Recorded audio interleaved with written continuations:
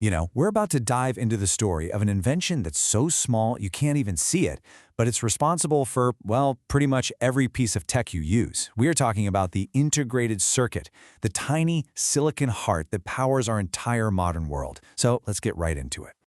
Okay, so let's rewind the clock to the 1950s. The transistor had just come along, which was a huge deal, right? It replaced all those big, hot, unreliable vacuum tubes. But as our electronics got more powerful, they also got way more complicated. And pretty soon, engineers hit a massive roadblock.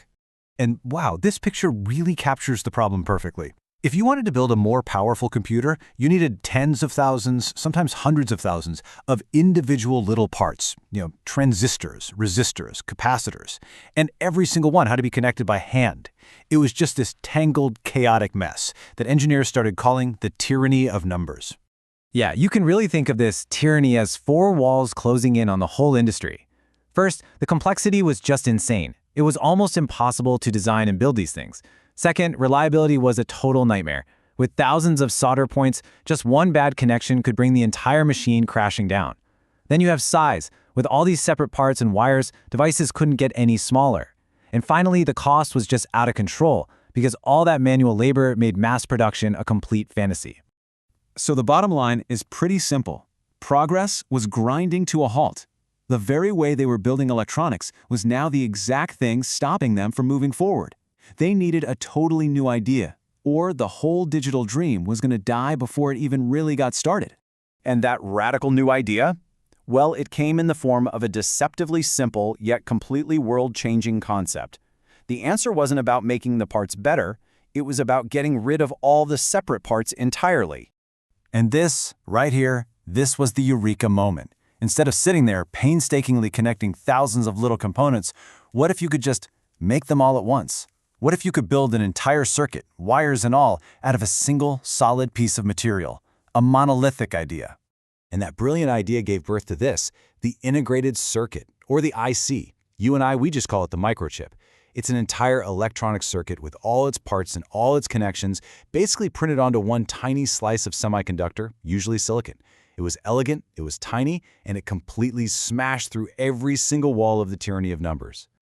Now, what's so fascinating about this story is that this revolutionary idea wasn't just born in one lab. It was actually dreamed up almost at the exact same time by two brilliant engineers working on their own, both in a race to solve the same impossible problem. So, let's break down how this all went down. On one side, you've got Jack Kilby over at Texas Instruments. In 1958, he builds the world's first working integrated circuit. Now, it was a little clunky. It was made of germanium and used these tiny gold flying wires for connections, but the amazing thing was, it worked. Then, on the other side, just a few months later, you have Robert Noyce at Fairchild Semiconductor. He came up with a much more elegant solution using silicon and something called a planar process, which is basically like printing the wires right onto the chip's surface. The best way to think about it is this. Kilby was the trailblazer. He proved that this whole monolithic idea wasn't just science fiction, but it was Noyce's planar process that really unlocked the potential for mass production. In fact, Noyce's basic method is what we still use today to make billions and billions of chips. So, with the problem solved and a way to mass produce them, the integrated circuit didn't just make electronics better. No, it set off a technological big bang that completely reshaped our entire world. And just look at this. The transformation is just staggering. Before the IC, a computer filled an entire room, and it was always breaking down because of bad wiring. After the IC, all those thousands of fragile connections were baked right into a single, solid chip. This meant computers could shrink from the size of a room to the size of your phone, and they became incredibly reliable. But the impact wasn't just about size and reliability, it was also about the economics. Since you could mass-produce chips kind of like you'd print photographs from a negative, the manufacturing costs just plummeted. And at the same time, because you could cram more and more stuff onto a single chip, performance shot through the roof. Cheaper, smaller, and way more powerful. That was the magic formula. This explosive growth was so steady, it actually got its own name, Moore's Law, named after Robert Noyce's future business partner, Gordon Moore. For decades, the power of microchips basically doubled every 2 years. The integrated circuit wasn't just an invention, it was the physical engine that made Moore's Law a reality. And from that one invention, you can just draw a straight line to every major tech revolution since. The IC gave us the affordable power for the personal computer in the 70s. It built the routers and servers that became the internet in the 90s. It's what gave us the pocket-sized supercomputers we call smartphones in the 2010s. And today, it's powering the massive data centers that are driving the whole AI revolution. So, when you really step back and look at the big picture, it becomes obvious that the integrated circuit isn't just another component. It's the fundamental building block of our entire modern civilization. I absolutely love this metaphor. The integrated circuit is the smallest brick. Think about it.